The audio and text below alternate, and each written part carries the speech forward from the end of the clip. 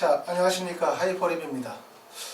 자, 아시는 것처럼 현재까지 이제 약학대학의 선발 대학과 선발 인원들이 어느 정도 확정이 되어졌습니다. 37개 대학 중에 35개 대학, 1523명이 선발하기로 확정이 되어졌고, 물론 5월 정도 돼서 수시 모집 요강이 확정이 되어지면 선발하는 대학이나 모집 인원은 조금 더 늘어날 가능성이 있습니다. 자, 현재 약대를 지원하시려고 하시는 분들 입장에서 볼 때는 다양한 정보를 얻고 싶죠. 다양한 정보를 통해서 올바른 학습 방향이라든가 또는 지원 대학에 대한 부분들을 구체화하고 싶은데 아직은 정보가 없다 보니까 어떻게 해야 준비를 하고 어떻게 해야 대학을 갈 수 있는지 막연하다고 생각하시는 분들이 많이 계신 것 같아요. 하지만 가만히 생각을 해보면 예를 들어 서울대학교 지역균형 전형이라든가 서울대학교 일반 전형, 동일 전형 내에서 의대나 치과대학이나 약학대학의 선발 인원을 가져가거든요. 그럼 결국 뭐냐면 동일한 전형 내에서, 전형 방식도 동일하죠. 전형 방식이 동일하고 달라지는 건 단지 의대냐, 치대냐, 약대냐, 모집 인원이 얼마냐, 수능 최저가 차이가 있느냐 정도일 뿐이지 전형 방식이라든가 대학에서 평가하는 방식, 평가하는 유형의 고등학교 학생들, 선발하는 유형들은 별 차이가 없다는 거죠. 그렇기 때문에 제가 이제 오늘부터 어떤 내용을 설명을 드리고자 하냐면 현재 우리가 2020년, 2021년도의 의과대학의 전형 방식 또는 입시 결과를 바탕으로 해서 그것을 약학대학에 적용을 시켜서 실제 어느 정도의 경쟁률이 발생이 되었을 건지 또 해당 대학교의 학과에 합격하기 위해서는 어느 정도의 교과 성적과 어느 정도의 비교과 활동을 갖추어야 되는지에 대한 부분들을 약학대학과 의과대학을 접목시켜서 설명을 드리면 조금 더 이해가 빠르실 것 같아요. 그래서 오늘 첫 번째 시간으로는 수능 체제를 미반영하는 대학을 준비합니다. 아시는 것처럼 이제 수능 체제를 기준으로 나누면 첫 번째는 수능 체제를 미반영하는 대학이 있고 두 번째는 학생부 종합전형의 대학이 있고요. 그 다음에 학생부 교과 전형의 대학이 있고 그 다음에 지역인재 전형의 대학들이 있는데 아마도 그거를 네 파트를 나눠서 진행하면 약 한 7번 정도 강의를 진행을 하게 되어지면 약학대학의 전반적인 내용에 대한 부분들을 설명을 드릴 수 있을 것 같습니다. 자, 그래서 이번에 첫 번째 시간에는 말씀드렸었던 것처럼 수능 체제를 미반영하는 대학에 대해서 좀 더 중점적으로 설명을 드려보도록 하겠습니다. 이야기가 본론적으로 가기 전에 하나 더 말씀을 드리면 우리가 동일한 대학 내에서 새로운 학과가 발생이 되어지거나 또는 동일한 학과 내에서 새로운 전형이 신설이 되어지면 그 하나의 전형만으로도 사실은 예측이 불가능하죠. 그렇기 때문에 어떤 분들은 혹시나 하는 마음에서 낮은 성적에서 상향의 원서를 쓰시는 분들도 계시고 두 번째는 실제 합격할 성적이 됨에도 불구하고 전형이 불확실하다 보니까 불안전한 마음에서 원서를 못 쓰시는 분들도 많고 그렇게 하다 보면은 새롭게 신설이 되어진 전형들의 많은 학생들이 몰리는 현상들이 벌어질 가능성도 되게 높거든요. 이게 한 대학에 하나의 학과만 신설이 되어져도 그 새로 신설되어진 학과에 대해서는 입시 결과를 예측하기가 매우 불확실해진다. 그렇죠? 어떤 분에게는 그런 것들이 기회가 되기도 하고 어떤 분들에게는 되게 위험한 요소로 받아들여지기도 하는데 지금 말씀드렸었던 것처럼 약학대학은 무려 35개 대학, 인원도 1523명 정도의 인원이 되어지면 그 모집 인원과 모집 대학이 파급력이 엄청나게 크거든요. 단지 그것은 약대에만 영향을 미치는 것이 아니라 의학 계열에 해당이 되어지는 의대나 치대나 한의대나 수의대 그리고 특히 일반 공과대학이나 자연과학이라고 할 수 있는 서울대나 연세대, 고려대, 중앙대, 이화여대까지도 엄청나게 많은 영향을 미칠 가능성이 되게 높아요. 그렇기 때문에 약대는 어떻게 보면 새로운 도전이고 또는 한편으로는 입시의 불확실성을 가지고 있기 때문에 걱정스러운 요소들도 많이 있겠지만 입시를 올바르게 이해하고 흐름을 이해하게 되어진다면 틀림없이 여러분들에게 좋은 기회가 될 수 있다는 점을 꼭 알아두셔야 돼요. 예를 들어 우리가 의대의 원서를 쓴다고 생각을 해봐요. 그러면 어떤 대학교, 예를 들어서 아주대학교 에이스 전형의 의과대학의 원서를 쓴다고 가정을 하면 그 의과대학은 이미 정보가 다 공개가 되어져 있죠. 2018년, 2019년, 2020, 21, 21년도로 가면서 실제 경쟁률, 그 다음에 학생부 등급 컷, 그 다음에 수시에서 정시에서 이월되는 인원이라든가 실제 선발되어지는 고등학교 유형이라든가 이런 부분들이 다 공개가 되어져 있기 때문에 실제 어느 정도의 교과 성적이면 원서를 쓸 수 있는지 또 어떤 고등학교 유형 학생들에게 적합한지가 정해져 있다 보니까 결국 원서 지원의 흐름이 정형화되어져 있다는 거예요. 그쵸, 맞죠? 정형화되어져 있기 때문에 흐름을 깨기가 어려워요. 그런데 약대는 올해 처음이기 때문에 결국은 입시에 커다란 혼란이 오기 때문에 기회가 발생이 되어질 가능성이 높고, 그리고 내년 2023학년도도 마찬가지예요. 왜냐하면 동전의 양면과 같아서 올해 예를 들어서 이런 모습들이 보여지게 되어지면 대부분의 분들이 그 다음 2024-3년도에도 이 모습이 그대로 갈 것이라고 예상이 되어지기 때문에 결국 뒤집어질 가능성이 되게 높거든요. 그래서 2022와 2023학년도에서 결국은 전형의 특징, 각 대학이나 전형별로 예상되어지는 교과 성적이라든가 경쟁률이라든가 충원율이라든가 기타 입시의 전반적인 요소들이 확정이 되어지면 2024학년도부터는 특별하게 전형의 변화가 없다면 그 패턴으로 그대로 갈 가능성이 높은데, 2022와 2023학년도에는 입시에는 커다란 혼란이 올 수밖에 없다는 점을 꼭 알아두셔야 되고, 입시에 혼란이 온다는 건 되게 긍정적인 거거든요. 왜냐하면 기존에 가지고 있던 입시의 전략과 기존에 가지고 있는 점수나 기존에 가지고 있는 계산 방식이 다 무너진다는 거하고 다르지 않아요. 그렇죠? 그렇기 때문에 그걸 잘 이해하시게 되어지면 입시에서 좀 낮은 성적에서도 상위권 대학에 갈 수 있는 기회가 열린다, 이렇게 이해하시면 될 것 같습니다. 자, 조금 전에 말씀을 드렸었던 것처럼 35개 대학 1523명을 선발하게 되어지는데, 수시에서 선발하는 인원이 58.5%고 정시가 41.5%예요. 6대 4 정도의 비율이지만 말씀드렸다시피 약학대학은 수능 최저 학력 기준을 대부분의 학교에서 요구하죠. 그러다 보니까 수능 최저를 미충족할 가능성이 높고, 그러다 보니까 결국은 수시와 정시의 비율이 약 5대5 정도라고 말씀을 드릴 수 있는데, 수시에서는 대부분 학생부 교과와 종합전형에서 선발 비율이 높고, 그 다음에 정시는 대부분 수능 중심이다 보니까 수능에서 소문 비율이 43.66% 정도 비율이 되어진다, 이렇게 보시면 될 것 같습니다. 자, 약대는 조금 전에 말씀을 드렸었던 내용을 다시 한번 정리를 하게 되어지면, 우리가 약대가 신설이 되어진다 라고 하면 결국 기대감과 희망이 상당히 많아요. 이런 기대감과 희망은 입시를 상향 지원하게 만들거든요. 경쟁률을 끌어올리는 요소가 되는 거예요. 뭔가 혹하는 느낌이 오고, 뭔가 가능성이 있어 보이고, 뭔가 잘 될 것 같아. 그리고 뭔가 이번에 인원을 확 뽑으니까 나도 뽑힐 것 같아. 이런 마음을 가지고 있어요. 그러다 보면 대부분의 분들이 상향 지원할 수 있는 가능성이 되게 높다는 점이에요.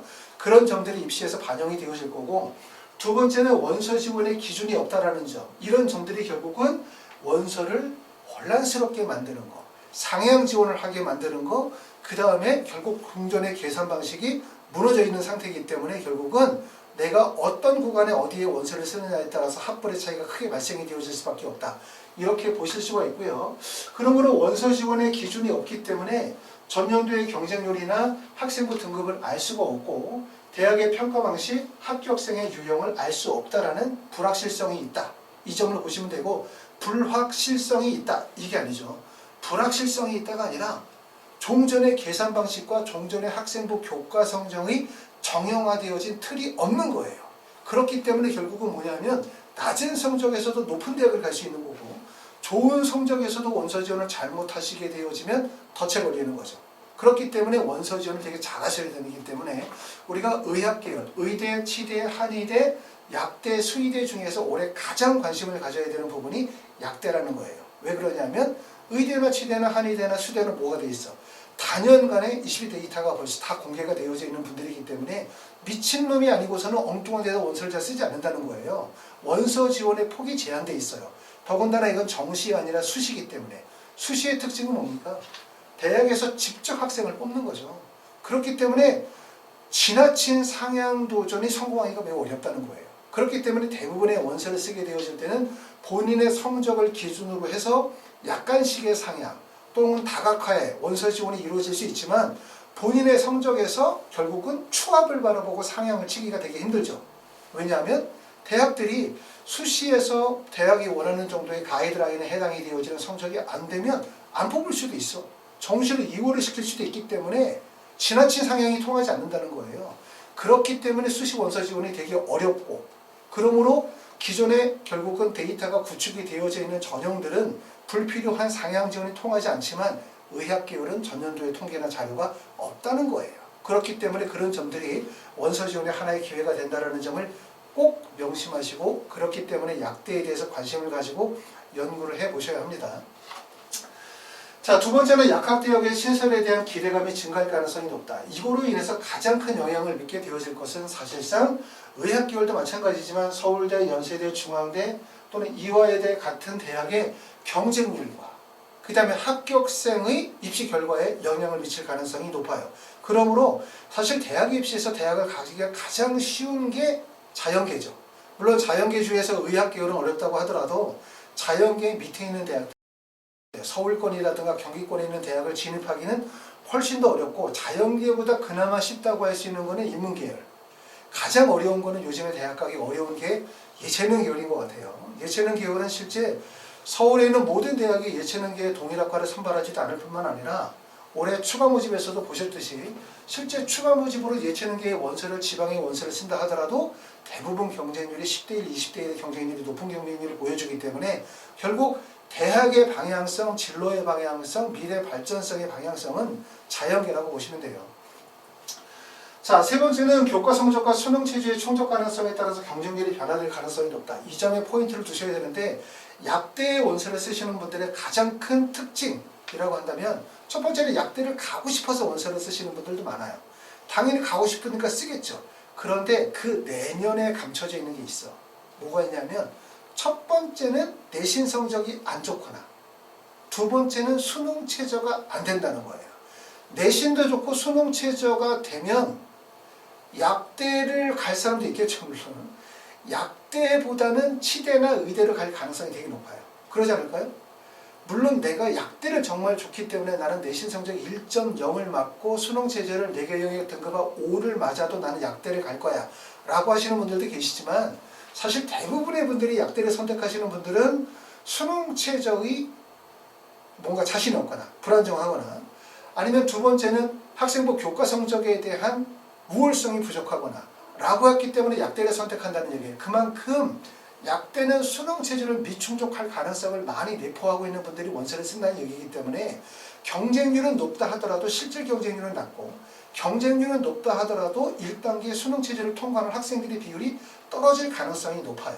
그게 바로 의대와 약대의 차이점. 의대의 상위권 대학, 의대에서도 수능 체제가 높은 쪽에 원서를 쓰시는 분들은 대부분 수능 체제를 충족할 가능성이 있기 때문에 원서를 쓰는 거고 그렇기 때문에 수능 체제가 낮은 학과보다 대학보다 수능 체제가 높은 대학에서 수능 체제 충족률이 높아요.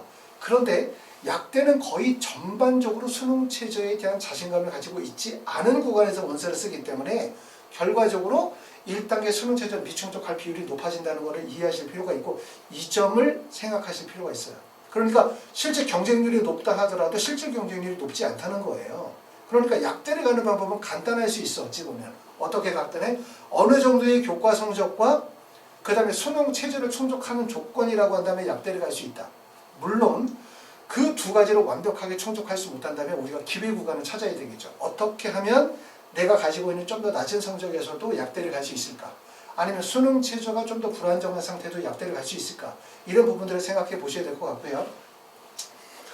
그 다음에 네 번째는 의학 계열의 이동 가능성과 루트에 대한 부분들을 반드시 이해를 하셔야 돼요. 그러니까 약대를 약대 하나로만 이해하는 것이 아니라 우리가 대학에서 합격을 할 때는 두 가지 방식이 있는 거죠. 내가 대학에 합격한다 그러면 두 가지. 첫 번째는 최초 합으로 붙는 방법. 두 번째는 추가 합격으로 붙는 방법이 있는 거예요. 그러니까 여러분들이 원서를 쓰게 되어질 때는 내가 최초 합격을 노리는 구간에 있을 수 있고 두 번째는 추가 합격을 노리는 구간을 올릴 수도 있는 거고 추가 합격을 예상하는 구간이라고 한다면 결국은 뭐냐면 붙은 학생들이 다른 대학의 연세에서 빠져나가는 과정의 원서를 써야 되잖아요. 그러니까 이동성이 높은 구간의 원서를 써야 붙을 거 아니에요. 그러니까 과연 그러면 약대 중에서 과연 이동성이 높은 구간이 어디냐 이런 부분들을 생각해 볼 필요가 있습니다. 그래서 우리가 이번에 이제 약대를 보시면서 이해하실 점들은 첫 번째는 약대가 새로운 학과의 신설에 대한 기대감과 희망감으로 틀림없이 경쟁률이 높고 낮은 성적대에서 몰려드는 학생들이 구간이 많이 발생이 되어질 수밖에 없다는 점. 문제는 전년도에 원서 지원의 기준이 없다 보니까 더욱더 혼란이 되어질 수밖에 없다는 거예요. 그러므로 경쟁률은 당연히 높을 거예요. 하지만 실질 경쟁률은 높지 않을 수밖에 없다. 왜 높지 않을 수밖에 없냐면 약대를 원서를 쓰시는 분들 자체가 학생부 교과 성적이나 수능 체제에 대한 확신이 부족하신 분들이 약대를 쓴다고 할 수 있어요. 100%는 아니고 한 80% 이렇게 얘기합시다. 80%. 수능 체제에 자신이 있고 아니면 학생부 교과가 좋은 분들은 일반적으로 생각할 때는 의대나 치대로 빠지겠죠. 그러지 않는 경우라고 한다면 결국은 약대를 공략하는 거기 때문에 실제 수시에서 약대를 쓰시는 분들은 1단계 통과 가능성이 적을 가능성이 높기 때문에 경쟁률이 높다고 겁내지 마라. 경쟁률이 높다고. 실제 경쟁률은 생각보다 낮을 수 있다. 이런 점들을 보실 수가 있고요. 그렇기 때문에 우리가 원서를 쓰게 되어질 때는 두 가지를 생각하자. 최초 합격을 목적으로 해서 원서를 쓸 수 있는 구간과 그 다음에 합격한 학생이 다른 대학으로 이동하면서 발생이 되어지는 추가 합격을 노릴 수 있는 구간을 생각해봐라. 이렇게 말씀을 드리겠습니다. 자, 수능체제 미반영 대학, 오늘 정리할 대학은 요 대학들이에요. 수능체제를 미반영하는 대학은 수능체제를 반영하지 않는 대학들이죠. 당연히 약대의 원서를 쓰시는 분들 중에서 가장 큰 부담감은 결국은 뭐냐면 수능체제가 안 되는 거거든요. 약대는 학생부 종합전형, 학생부 교과전형, 거기다가 지역인재 전형까지 반영을 시키게 되어지면 합격생의 내신 성적은 1.1에서 예를 들어서 1.1에서 한 2.34까지 다 벌어질 거예요. 폭이. 그쵸?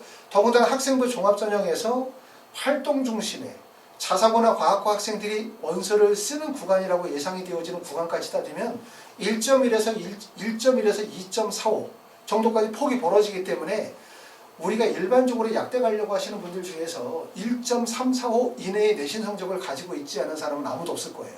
대부분 약대 가려고 한다면 그래도 뭐 1.6, 7, 8, 9, 10 이 안에 들어가겠죠. 또는 2점대 초반 정도도 약대 가려고 생각하시는 분들이 계시겠죠. 그럼 언뜻 들으면 교과 성적만으로는 약대 지원하는데 전혀 문제가 없거든요. 근데 우리가 가장 고민하는 건 바로 뭐냐면 수능체제야. 수능체제.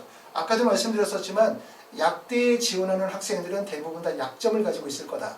그 약점이 바로 뭐에 있다? 수능체제에 있을 것이다. 그러므로 대부분의 분들이 수능체제가 낮은 구간에 몰리려고 할 것이다. 그리고 또 하나는 결국은 뭐냐면 수능체제를 미반영하는 대학에 대해서 관심을 가질 가능성이 되게 높아요. 그렇죠? 그렇기 때문에 오늘은 수능체제를 미반영하는 대학에 대해서 정리를 하게 되어지는데 첫 번째는 학생부 종합전형으로 선발하는 대학이 있고 학생부 교과를 선발하는 대학이 있고 지역인재 전형으로 선발하는 대학들이 있는데 학생부 종합전형으로 선발하는 대학교는 서울대학교 일반전형에서 32명을 뽑고요. 성균관대학교 학과 모집에서 30명, 중앙대학교 다빈치에서 10명, 중앙대 탐구에서 15명, 그 다음에 동국대학교 두드림에서 9명을 뽑고 덕성여대 덕성인재2에서 25명을 선발합니다. 한양대학교 에리카에서 9명을 뽑고요. 충북대학교 학생부 종합 1에서 4명, 경상대학교 학생부 종합에서 3명을 선발하고 학생부 교과 전형으로는 연세대학교 교과 추천형에서 6명, 동국대학교 학교당 추천에서 3명, 지역인재, 경상대 학생부 종합 지역인재에서 4명을 선발하게 되어집니다. 자, 먼저 이렇게 표를 가지고 설명을 한번 드려보려고 합니다. 자, 여기 표의 구성 내용을 보게 되어지면 첫 번째는 자, 수능체제 미반영 대학들 중에서 학생부 종합전형에 해당이 되어지는 서울대부터 경상대까지가 정리가 되어져 있고 여기에 전형명이 나와 있고 2022년 모집 인원이라고 하는 거는 약학대학의 모집 인원이에요. 경상대학교 학생부 종합이 3명을 뽑고 서울대학교 일반전형에서 32명을 선발합니다. 그 다음에 예상 등급 컷이라고 하는 건 제가 요 정도의 내신 성적이 되어질 가능성이 높겠다라고 해서 약대 예상 등급을 예상한 거고요. 그 다음에 여기 나와 있는 2021학년도 모집 지원 경쟁률은 의과대학의 지원 경쟁률이에요. 자, 서울대학교 의대 일반전형이 68명을 모집했는데 지원 인원이 626명에 경쟁률이 9.21 정도의 경쟁률이 되어졌다. 결국은 무슨 얘기를 하냐면 서울대학교 일반전형의 의대가 9.21 정도의 경쟁률이 되기 때문에 약대 또한 비슷한 정도의 경쟁률이 발생이 되어질 가능성이 높다. 결국은 한 9.21대 1이라고 하면 약대 같은 경우는 한 12대 1에서 13대 1 정도의 경쟁률이 나오지 않겠냐. 이걸 보시는 거고요.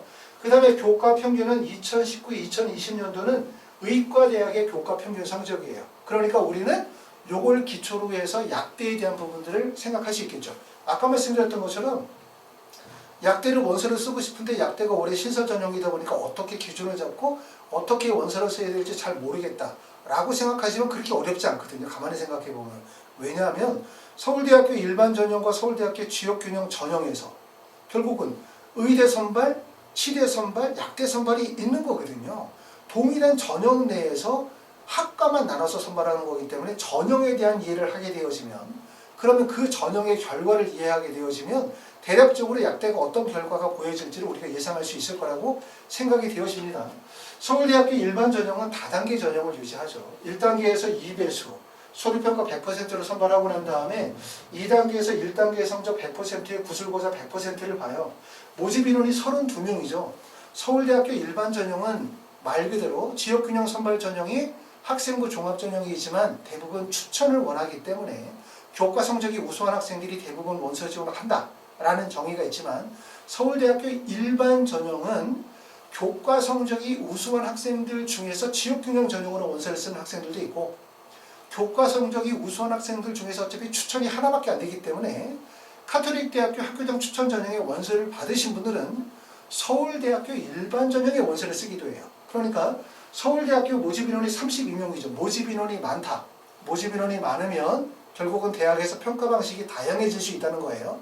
평가 방식이 다양해진다는 얘기는 합격생들의 스펙트럼이 넓어진다는 거죠.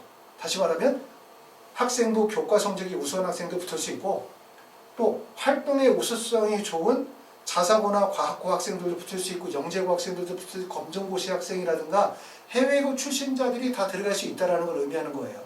다시 말하면 어떤 대학의 모집 인원이 많다라는 것은 다양한 학생들을 평가 방식을 통해서 선발할 수 있다, 이렇게 이해하시면 되고, 만약에 모집 인원이 적죠. 5명, 4명, 3명이면 모집 인원이 적게 되어지면 다양한 유형의 학생들을 선발하기가 불가능해요.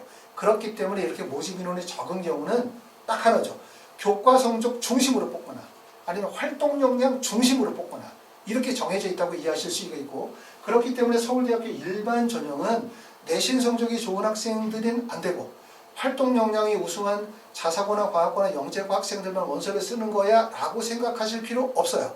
일반계 고등학교 학생들도 원서 지원이 가능하다, 이렇게 이해하실 수 있고, 그 다음에 약대 같은 경우는 당연히 면접을 보게 되어지는데, 면접을 수학입니다. 수학 면접을 보는데, 우리가 서울대학교 약대를 원서로 쓰시려고 하시는 분들은 수능 체제가 없다라는 장점이 있긴 하지만 면접 거사가 상당히 부담이 될 거예요. 왜냐하면 서울대학교 심층 구술 면접이 일반 다른 대학의 면접에 비해서 난이도가 상당히 높기 때문에 면접이 되느냐 안 되느냐, 결국은 내가 내신 성적이 되느냐 안 되느냐보다 더 중요한 부분들은 어찌 보면 서울대학교는 1차를 통과했었을 때 내가 과연 수리에 대한 구술 면접이 가능한자에 대한 부분이 가장 부담이 되어질 수밖에 없기 때문에 이런 점들을 생각하고 원서를 쓰시면 되고, 대략적으로 우리가 의대, 약대 같은 경우에 내신 성적을 어느 정도 볼 수 있냐면 1.70 정도다, 이렇게 볼 수 있는데, 이 1.70이라는 얘기는 교과 성적이 우수한 일반계 고등학교, 그 다음에 자사고 고등학교, 그 다음에 과학고나 영재고 학생들 전체를 아우러서 쓸 때 약 1.5 정도라고 얘기할 수 있는 거기 때문에 1.7이라고 얘기할 수 있기 때문에 모든 고등학교의 유형이 1.7이라고 말하기 좀 어려울 것 같아요. 예를 들어서 일반계 고등학교, 지방의 일반계 교과 성적이 우수한 학생들이 만약에 쓰게 되어진다면 대부분 내신 성적이 1.20 이내 정도는 되어야 원서 지원이 가능할 거라고 예상이 되어지고, 자사고 학생들이나 또는 과학고 학생들 같은 경우들, 자사고나 과학고 학생들 같은 경우라고 한다면 내신 성적이 적어도 1.9 이내, 2.0 이내 정도의 내신 성적을 가져야 되겠다, 이렇게 말씀을 드릴 수 있고, 영재고 학생들처럼 GPA로 반영이 되어지는 경우는 적어도 3.8 이내, 3.9 이내 정도의 성적은 되어져야만 원서 지원이 가능하다, 이렇게 말씀을 드릴 수가 있습니다. 성균관대학교 학과 모집은 되게 매력적인 거예요. 지금 매력적이라는 이유는 성균관대학교 학과 모집 인원이 30명이거든요. 약대 중에서 사실 성대에 대한 선호도가 상당히 높을 수밖에 없겠죠, 그렇죠? 근데 모집 인원이 상당히 많다는 거예요. 모집 인원이 많다는 것은 우리가 일반적으로 성균관대학교가 의대에서 선발을 하게 되어질 때 모집 인원이 25명 정도 인원이 되어지면 아까 말씀드렸던 것처럼 다양한 고등학교 학생들을 선발하기가 불가능해요. 그렇기 때문에 성균관대학교 의대는 대부분 어떻게 과학고나 영재고 학생들, 자사고 학생들의 중심의 전형이라는 인식을 많이 가지고 있는데, 성균관대학교 약대의 장점은 뭐냐면 의대는 면접을 보죠. 다단계 전형으로 면접을 보게 되어지는데, 약대는 소녀평가 100%는 면접을 실시하지 않는다는 거예요. 서류평가만 실시한다는 점이고, 두 번째는 모집 인원이 30명에 해당이 되어지기 때문에 자사고나 과학고 영재고 학생들이 주로 뽑는다 하더라도 일반계 고등학교 학생들 중에서 내신 성적이 우수한 학생들이 합격할 가능성이 높아요. 그렇기 때문에 일반계 고등학교 학생이라고 한다면 서울대에 비해서 성균관대학교가 면접이 없다라는 점이 되게 유리하다는 점, 이런 점들을 잘 이해하시면 되고, 모집 인원이 비교적 약대 중에서 상당히 많은 모집 인원을 뽑기 때문에 틀림없이 일반계 고등학교 교과 성적이 우수한 학생들의 선발 비율이 있다는 점을 이해하실 필요가 있어요. 이게 학생부 종합전형이라 하더라도 중앙대학교 다빈치 전형에서는 10명을 뽑고 탐구형에서는 15명을 뽑습니다. 자, 지금 보시게 되면 중앙대학교 다빈치 같은 경우는 자, 학생부 교과 평균 성적이 의예과 같은 경우는 1.68. 그 다음에 2020년도로 보게 되어지면 다빈치가 1.80, 탐구형이 1.80이에요. 얘기는 뭐냐면 의대에서 중앙대학교 다빈치와 탐구형의 입시 결과가 평균이 동일하다는 거예요. 1.80 정도. 결국 무슨 얘기냐면 중앙대학교는 다빈치와 탐구형의 전형 변화가 크지 않거든요. 전형의 특징이 크지 않아요.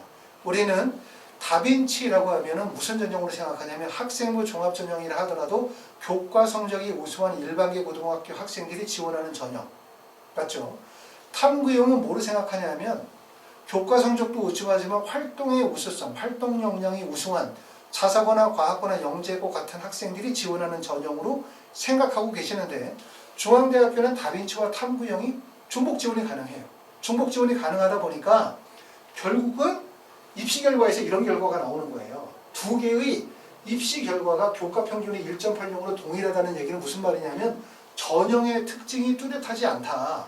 그래서 중앙대학교가 2021학년도까지는 서류평가 100%를 뽑다가 2022부터 지금 보시는 것처럼 중앙대학교 다빈치 전형 같은 경우는 다단계 전형을 보죠. 그렇죠. 서류평가 100%에 면접 30%를 다단계 보고, 면접은 대부분 수능 이후에 면접을 보게 되어질 거고요. 그 다음에 탐구형에서는 서류평가 100%를 봐요. 전형 방식을 바꿨잖아요. 전형 방식을 바꾼 이유는 뭐 때문에 바꿨냐?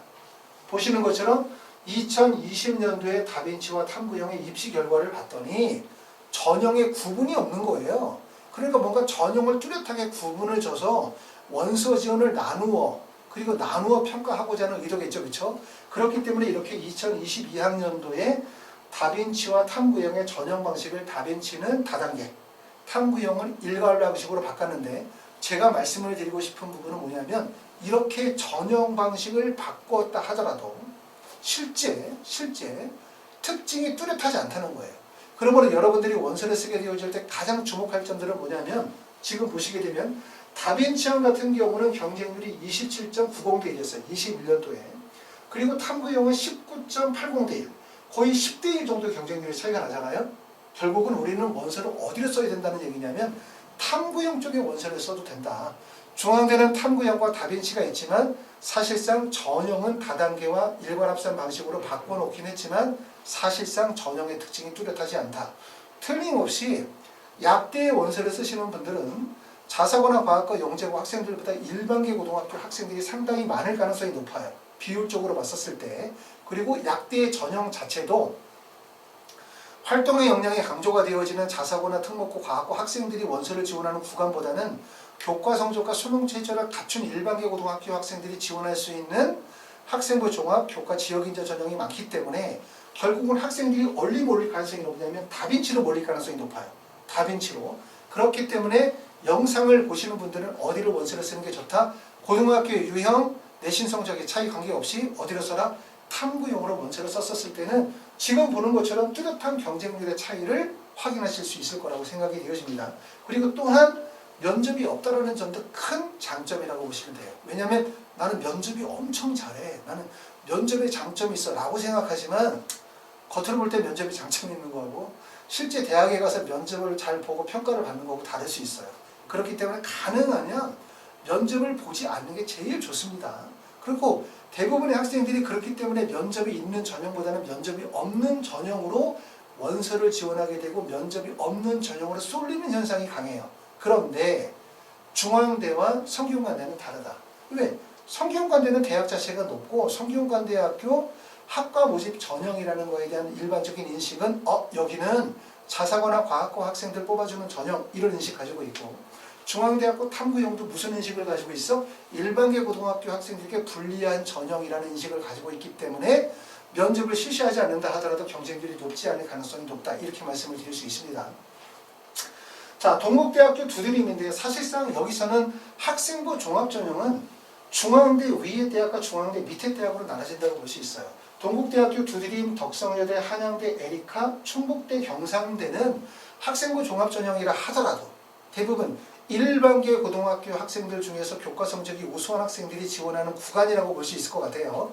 그렇기 때문에 동국대학교는 9명을 선발하죠. 제가 볼 때는 동국대, 덕성여대, 한양대, 충북대, 경상대 정도를 합격하기 위한 교과 성적은 대부분 1.25 이내 정도의 교과 성적을 갖추셔야 된다고 볼 수 있고 우리가 대학을 가는 데 있어서 약대를 가는 데 있어서 중요한 요소가 있죠. 그게 바로 첫 번째가 학생부 교과, 그 다음에 학생부 비교과, 그러고 난 다음에 수능 최저.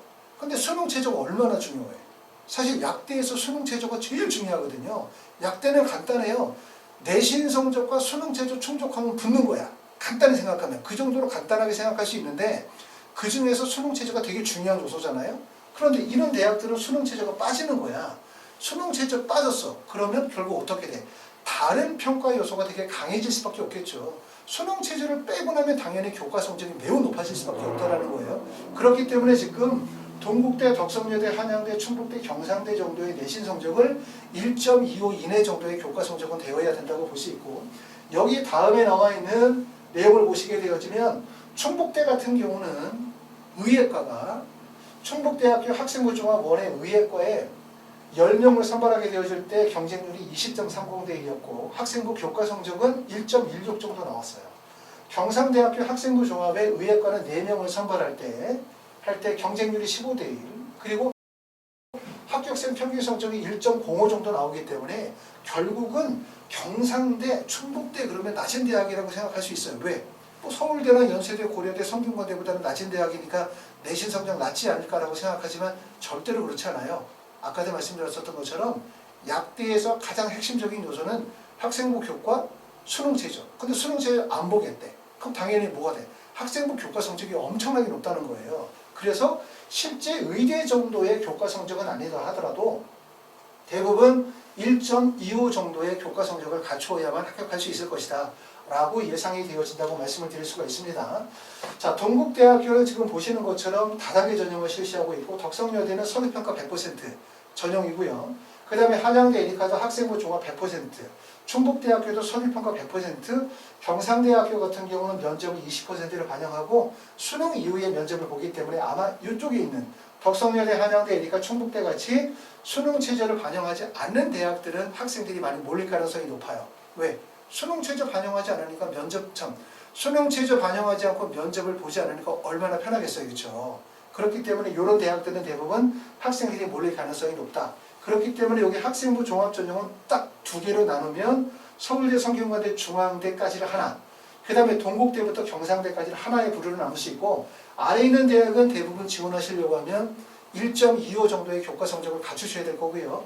위쪽 대학으로 가시게 되어지면 뭐가 있어야 돼? 학생부 교과 성적도 있어야 되고 그 다음에 두 번째는 학생부에 대한 종합적인 관리가 반드시 됐어야 돼요. 그렇죠? 학생부 자체의 경쟁력이 있어야만 된다는 의미입니다. 내신 성적만으로 된다는 얘기가 아니라 그렇기 때문에 학생부의 기재 관리에도 특별히 신경을 쓰셔야 될 것 같고요. 자, 다음으로 가서 이제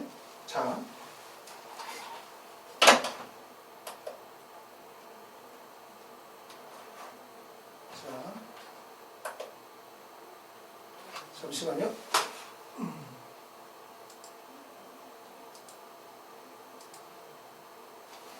자, 됐습니다. 자, 두 번째는 이제 학생부 교과 전형에 해당이 되어지는 학교들에 대해서 말씀을 드리도록 할게요. 학생부 교과 전형에 해당이 되어지는 얘기는 연세대학교 학생부 교과 추천형하고 동국대학교 학교장 추천 전형이 있어요. 지금 보시는 것처럼 모집 인원이 매우 적다는 거예요. 6명, 3명 정도가 되어지면 아까도 말씀드렸던 것처럼 모집 인원이 적다. 이 말은 무슨 말이냐 하면 모집 인원이 적으면 학생들에게 다양한 평가 방식으로 학생들을 다양하게 선발하기가 불가능해요. 그렇기 때문에 모집 인원이 적으면 선택은 이거예요. 대학에서는 내신 성적 중심으로 뽑느냐 아니면 활동 중심으로 뽑느냐 이거고 당연히 이거는 교과 전형이기 때문에 내신 성적이 우수한 일반계 고등학교 학생들이 선발되어질 가능성이 높다고 보시면 되고, 연세대학교는 지금 보면 의대를 봤었을 때 전년도의 성적이 1.23에서 1.15 정도가 되어지는데, 이거는 연세대학교가 아시는 것처럼 2021학년도에는 학생부 종합 면접형이었어요.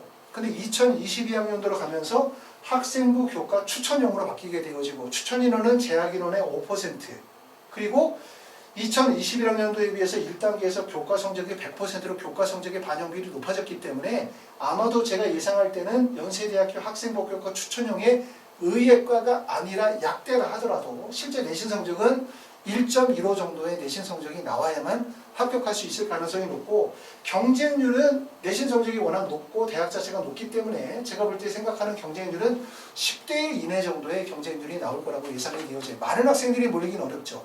왜냐하면 교과 성적의 반영 비율이 워낙 높게 잡혀져 있기 때문에. 동국대학교 학교종 추천 전형은 일단은 모집 인원이 3명이기 때문에 사실은 원서 지원을 쉽게 하기 좀 어려울 것 같아요. 그리고 교과 성적 60%의 소리평가 40%대 이 소리평가라고 하는 거는 학생부 교과 전형에서는 그냥 학생부를 의미하는 거예요. 학생부 종합전형에서 소유종합평가라고 한다면 학생부 플러스 자기소개서가 들어가는데 자기소개서가 반영이 되어지진 않습니다. 결국 동국대학교는 학생부 교과 성적을 60%로 둔다. 다시 말하면 연세대학교보다는 교과 반영 비율이 적어요. 그렇기 때문에 연세대보다 내신을 적게 본다는 의미로 보여지긴 하지만 모집 인원이 워낙 적기 때문에 사실은 원서 지원하기는 상당히 어렵죠. 그리고 이런 전형들도 당연히 수능 체제가 없는 전형이다 보니까 내신 성적은 적어도 1.17이나 1.15 정도의 내신 성적. 다시 말하면 전국에서 내신 성적만 좋은 학생들이 여기 쓰겠죠. 내신 성적은 좋은데 나머지가 별거 없는 학생들. 이런 학생들이라면 여기에 원서를 쓸 가능성이 높아요. 그렇기 때문에 이 정도의 내신 성적이 나올 거라고 보여지고, 세 번째는 지역인재 전형에서 선발하는 대학교는 경상대학교 뿐이에요. 경상대학교 학생부 종합 지역인재 전형인데 선발 인원이 4명입니다. 참고로 의예과의 선발 인원을 보게 되어지면 의예과는 2021학년도에 7명을 선발할 때 지원 인원이 113명, 경쟁률이 16.14대 1. 이 정도의 경쟁률인데 아마도 약대도 이 정도의 경쟁률이 나올 가능성이 높아요.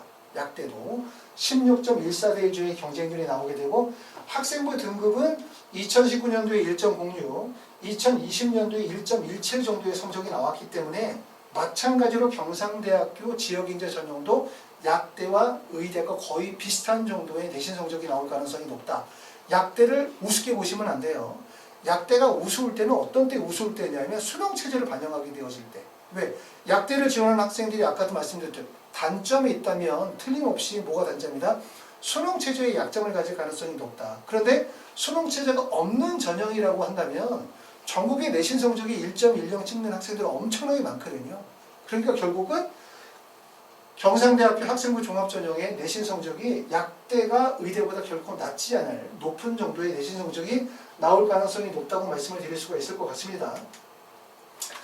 자, 아까도 말씀을 드렸지만 우리는 일반적으로 어떤 거를 대부분의 학부모들이 원하냐면 이걸 원해요. 어느 정도 대학에 무슨 과에 몇 점이면 갑니까? 가끔 전화하셔서 물으시는 분들이 연세대학교 활동우수형으로 의예과를 가고 싶은데, 약대를 가고 싶은데 내신 성적 얼마면 갈 수 있어요? 뭐 이런 거 물어보시는 분들이 계시는데, 그렇게 물어보시면 정말 답변하기 정말 힘들거든요. 왜 답변하기 어렵냐? 수시 전형은 정시가 아니거든요. 정시는 아시는 것처럼 정성평가 전형, 수능의 표준점수 100분의 1을 가지고서 환산점수를 이용해서 대학을 가기 때문에 대략적으로 몇 점이다 라고 하면 된다 안 된다를 뚜렷이 말할 수가 있어요. 하지만 수시 전형은 정성평가 전형이거든요. 정성평가 전형이기 때문에 어느 정도의 내신 성적 1.17, 1.15 이런 내신 성적으로 이해하지 마시고 꼭 항상 말씀을 드리게 되어질 때 종합적인 경쟁력을 이해하셔야 돼요.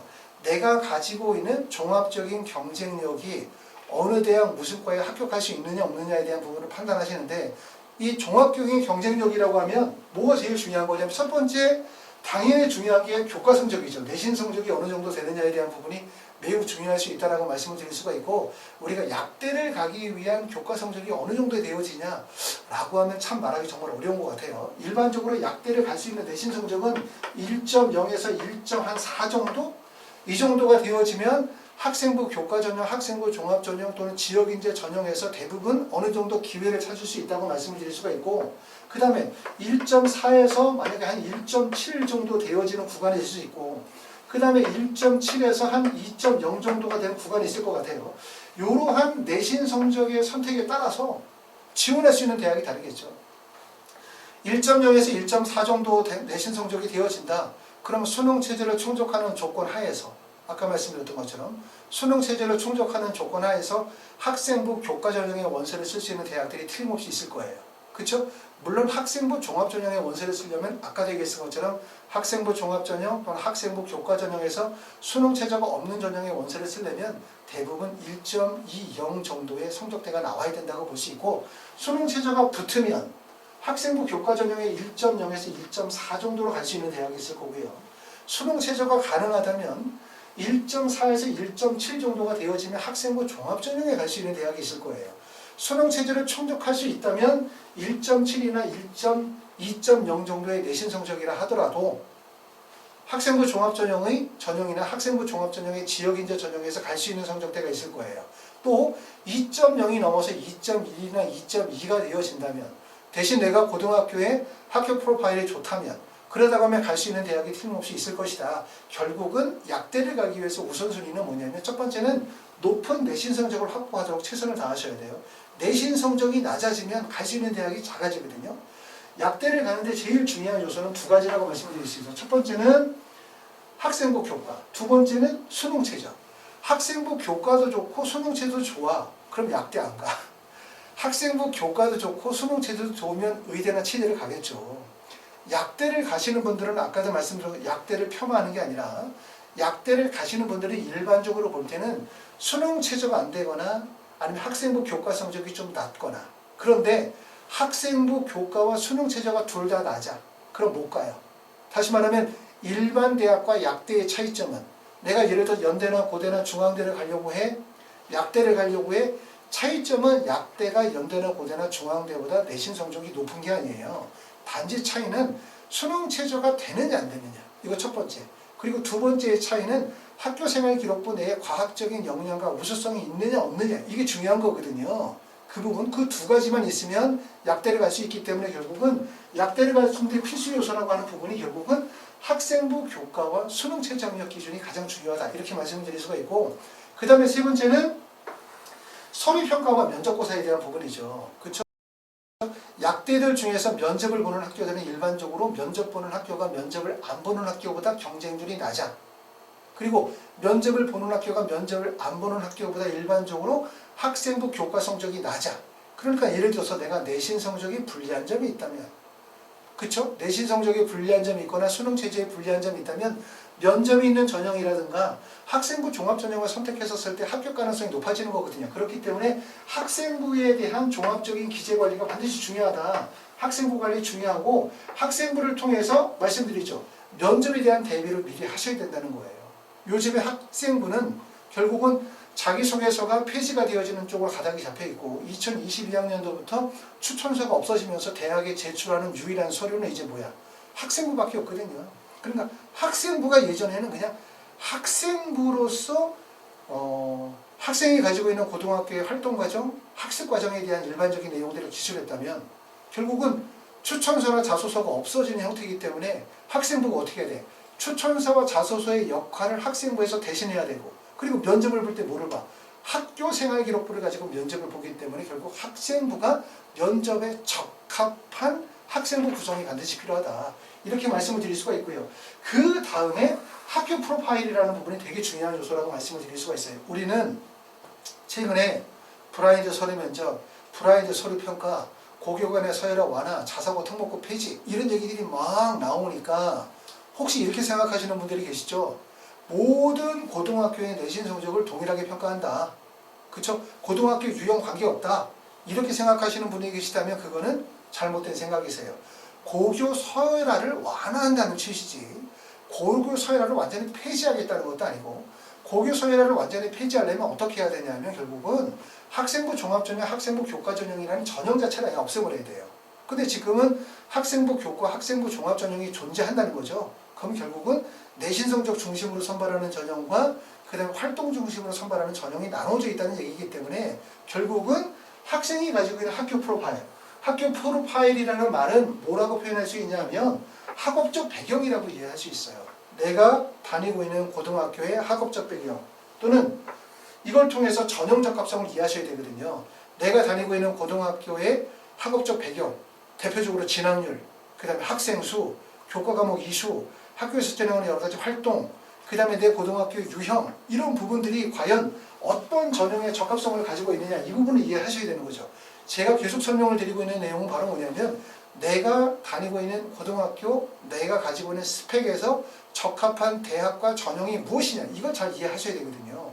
그러면서 거기서 원서 지원의 구간을 잡아내야 되기 때문에 결국은 종합적인 경쟁력이라고 한다면 첫 번째, 나의 내신 성적의 우수성, 두 번째는 수능 최적의 충족 가능성, 그 다음에 내가 가지고 있는 학생부의 서류의 우수성과 면접고사의 장점이 얼마나 될 것인지, 그 다음에 마지막으로는 결국은 나의 학교 프로파일, 학업적 배경의 우수성이 과연 전형적으로 대학에서 어디가 적합하냐, 이런 부분들에 대한 연구가 필요하지, 이걸 가지고 얘기를 해야지 선생님 1.6이면 어느 대학 갈 수 있어요, 이렇게 물어보시면 안 됩니다. 그런 거는 올바르지 않아요.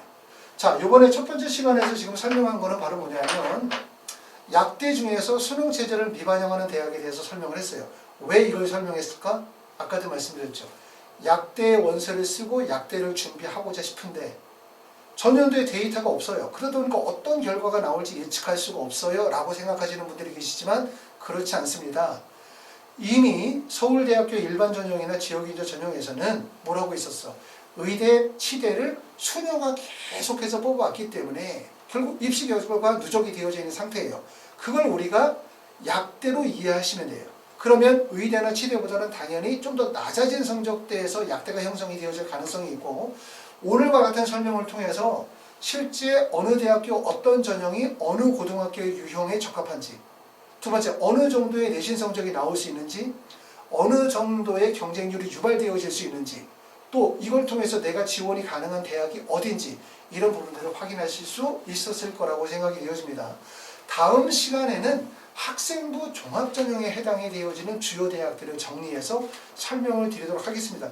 이런 식으로 쭉 하나씩 내용을 이해하셔야 돼요. 아까도 제가 말씀을 드렸지만 대학을 가는 것은 성적이 좋으면 가는 게 아닙니다. 성적이 좋으면 간다라고 하는 개념은 뭐냐면 원서 지원에 필수 제한이 없으면 고득점사가 절대로 실패하지 않아요. 원서 지원에 제한이 없으면 내신 성적이 1.0이야. 그러면 서울대부터 시작해가지고 저쪽에 경상대까지 다 쓰면 되죠. 그럼 당연히 붙겠죠, 어딘가에. 좋은 대학에. 그런데 수시는 원서 지원의 횟수가 6회로 제한이 된다는 점.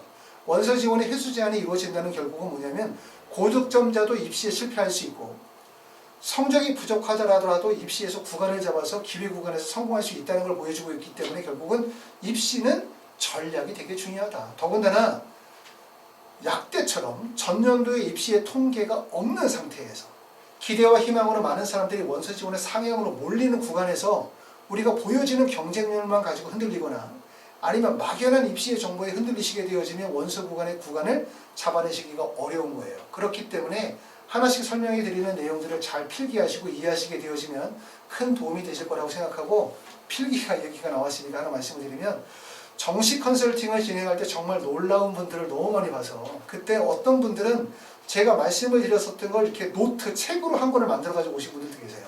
어떤 분들은 막 큰 차트로 해가지고 5장씩 만들어 가지고 오신 분들도 계시고, 이런 노력들이 정말 필요하구나. 부모님들이 단지 이런 것들을 듣고 흘리는 것이 아니라 하나하나 노트를 다 필기해 나가면서 연구하시면서 구간을 잡아내고, 이런 것들이 결국은 반드시 입시에 성공하는 길이라고 생각이 되어집니다. 자, 오랫동안 시청해주셔서 고맙고 다음 영상 잘 준비해서 다시 뵙도록 하겠습니다. 고맙습니다.